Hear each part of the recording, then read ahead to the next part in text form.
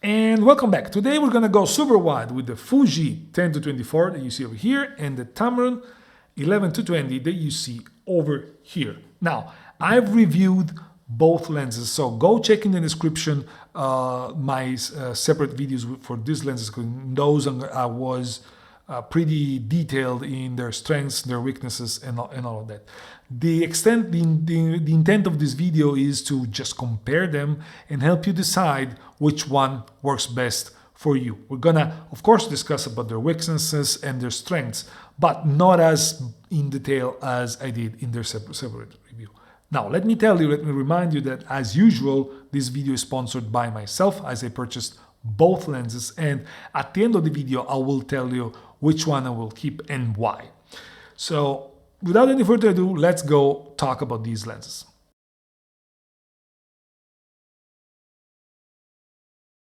Now, when it comes to construction quality, the Fujifilm seems to be built a little bit better. It seems to be a very lightweight metal. I don't know. It seems metal. It's colder to the touch than the Tamron. But anyway, it's built a little bit better. It's got this aperture ring, which is important for Fuji. It's got your zooming ring over here, and it's an internal zooming lens, which is not to be overlooked. And it's got your manual focusing ring over here. And as you can see, it's got a pretty wide pedal-shaped hood. The lens is also stabilized and is weather sealed.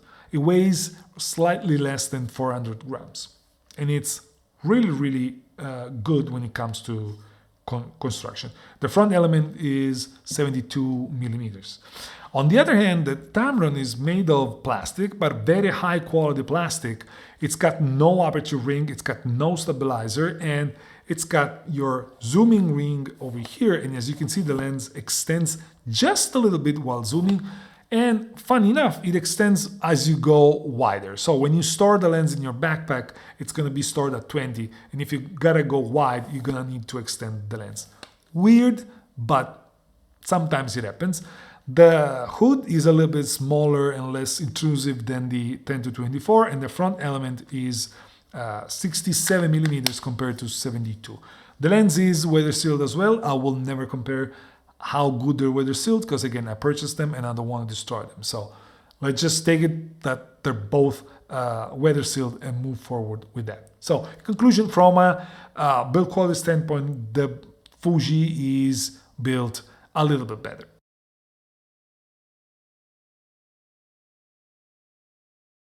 When it comes to image quality, as usual, my tests are done with the 40 megapixel sensor of the X-H2 because I want to stress the most out of these lenses. And speaking of sharpness, that's where the Tamron has an edge over the Fuji pretty clearly. Now, up until f5.6, the advantage that the Tamron has over the Fuji is pretty impressive. The Tamron at f2.8 is already much sharper than the Fuji at f4.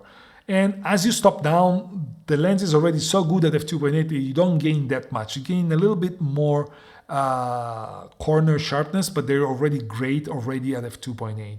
While the Fuji lags behind up until f5.6, where the center sharpness matches the Tamron's, although the corners never match the Tamron's quality. So when it comes to sharpness, the Tamron wins pretty much hands down over the Fuji. On the other hand, the Tamron shows more vignetting, goes away at f5.6 throughout the zooming range. The conversation about sharpness is valid throughout the zooming range as well. One thing that I noticed also is that at the same settings, so same aperture, same shutter speed, same ISO, the Fuji lets a little bit more light in compared to the Tamron. I would say it's a third of a stop or something like that, but it's not a scientific test, but it's pretty visible that the image is a little bit brighter on the Fuji. Nothing dramatic, but worth being mentioned. The Fuji has a better correction when it comes to chromatic aberrations because it's got pretty much none, while the Tamron has a tiny amount, but still more than the Fuji. So the Fujifilm wins with the chromatic aberrations, and it also wins when it comes to distortion corrections, because at 10 millimeters the barrel distortion is pretty much non-existent, while the Tamron at 11 shows a bit of barrel distortion.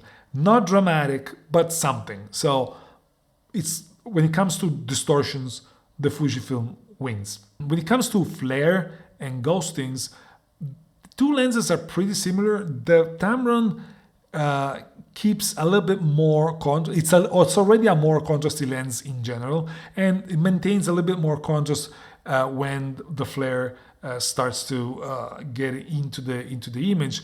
While on the other hand, the Fuji does better when it comes to ghosting, because the Tamron shows a more defined ghosting, a more visible ghosting than what the Fuji does. Where there is a huge difference is when we talk about macro capabilities. Now, none of these lenses is macro, but they can focus pretty close to their subject.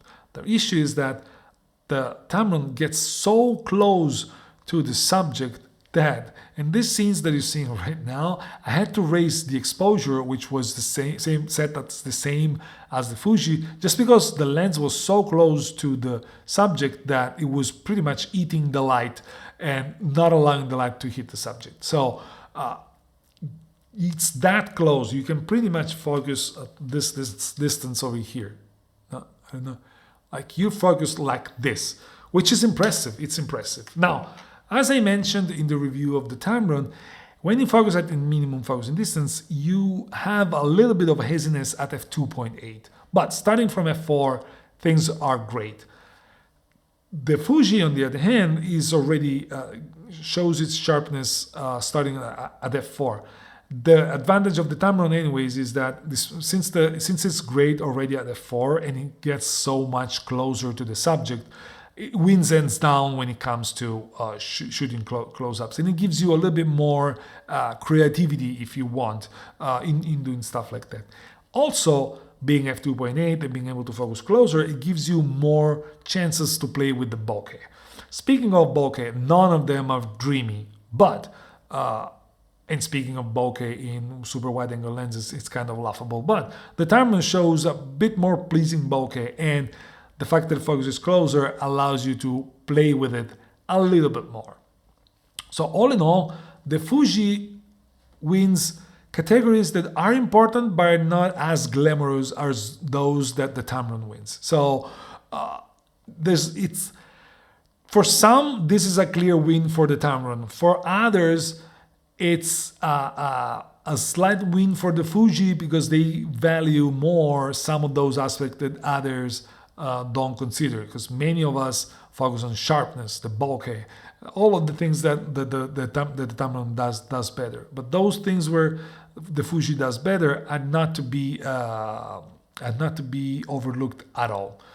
Again, it's up to priorities, and we're going to discuss about that. One thing I forgot: sun stars are not spectacular in any of these.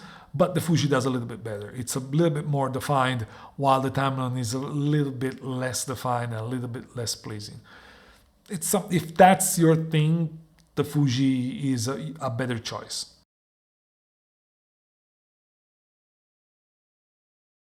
Speaking of autofocus, the autofocus is good in both, and they're comparable when it comes to quickness and precision.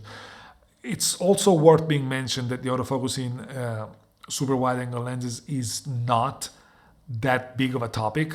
It's easy to autofocus when you're super wide, so keep that in mind. The only thing that is worth being mentioned here is that the Fuji, you know that with Fuji cameras you can have the distance scale at the bottom of your frame that tells you where you're focusing. No? The Tamron, let's just take the image that I was shooting from the brick wall. I was approximately between 1.5 and 2 meters from the wall. Tamron was consistently focusing and telling me that it was focusing in that range, regardless of the focal length, regardless of the aperture and any of that. The Fuji, on the other hand, especially at the wide end, was going completely bonkers. It was going crazy. It would go 1 meter, 10 meters, 5 meters, 2 meters. It was going to go completely crazy. So what I did is I shot one picture when he was telling me it was the right distance, so between 1.5 and 2, and another distance when he went completely crazy.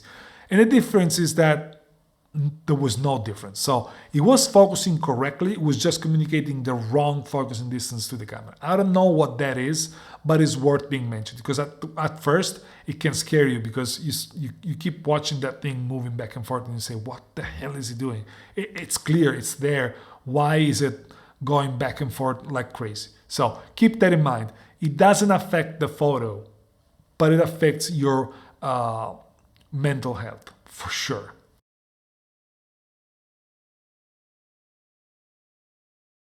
Speaking of video, there's a clear advantage for the Tamron, which has the F2.8 that gives you more flexibility. On the other hand, though, the lack of a stabilization in the Tamron gives pretty much substantial edge to the Fuji. Now, nowadays, not having a stabilization in the lens is not that dramatic as it was 5 or 6 years ago, because now we have very good stabilizations in cameras, and pretty much all the cameras are getting the stabilization. So it's not as dramatic. But when you look at the footage in a vlogging scenario, in a walking scenario, you can definitely see that the Fuji, together with the camera, stabilizes a little bit better and gives you a little bit less shakiness. And that's kind of normal. I mean, you would expect that to happen. You have a stabilized lens on top of the stabilization that you already have on camera. None of these footage are stabilized in post. It's stabilization of the camera, stabilization, digital stabilization on camera, and then the optical stabilization with the Fuji. So we have an advantage with the Fuji when it comes to smoothness of video movement. Another thing that I saw, and it's probably my part of it is an issue that I created while I was vlogging with the Tamron to show you the possibility of blurring the background. I was shooting an f2.8, and I noticed that compared to the footage that I got with the Fuji, the autofocus would miss me at times. Not dramatically, it wouldn't focus on the back, but my eyes were not always perfectly in focus, while with the Fuji they were always perfectly in focus. Now again, it may be user error because I wanted to go f2.8 to show the difference, but it's something that is worth mentioning. It's the first time that I noticed a potential issue with the autofocus of the Tamron. And again, to me it's not an issue because it was still on me. It was not just pin sharp.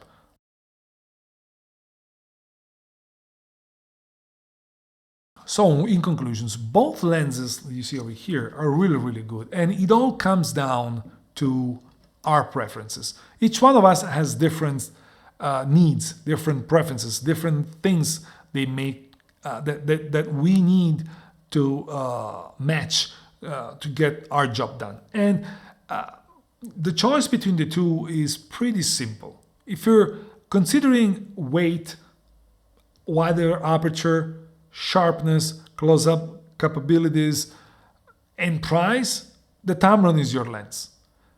On the other hand, if you chromatic aberration, distortion, smooth video, you don't have a stabilized camera, well, in that case, the Fuji is your choice, bearing the fact that you don't need an f2.8 lens. So it's as simple as that. When you need to choose, just write down what it is that you really need, not what you want, because we all want everything.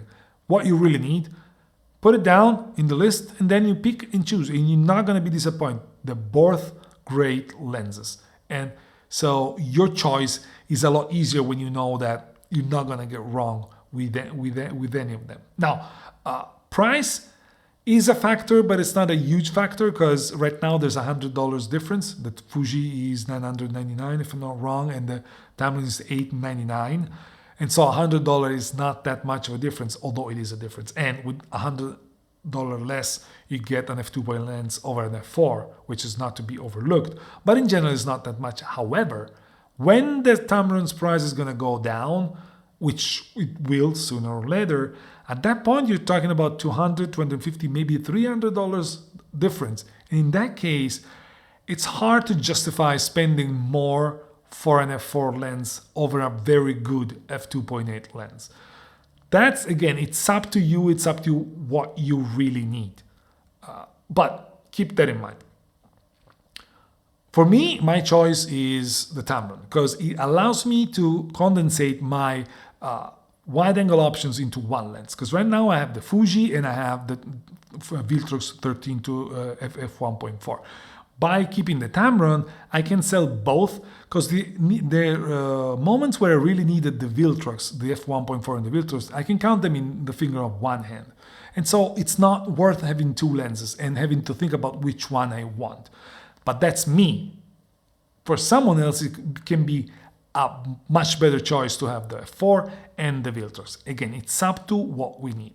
Now, speaking of lenses, and I want to wrap this video up soon, I'm thinking that my current setup for landscape is Tamron 1120, Tamron 70-70, and Fuji 70-300.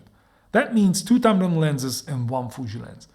I'm leaning more and more and more towards third-party lens, which makes me think about an issue with Fujifilm. I'm starting to be concerned about the idea of lenses that they're pushing out. They're making very good lenses, but do we need those lenses or we need more what other does? Because Tamron is doing what Fuji hasn't done and Sigma is doing the same. They have to come up with better ideas. Now, this opens a Pandora box that we're not gonna open in this video. But let me know in the comments below if you want me to further elaborate on that. I need to just write down all of things that I'm thinking and put them in a video. If you're interested, I will do it. Let me know in the comments below.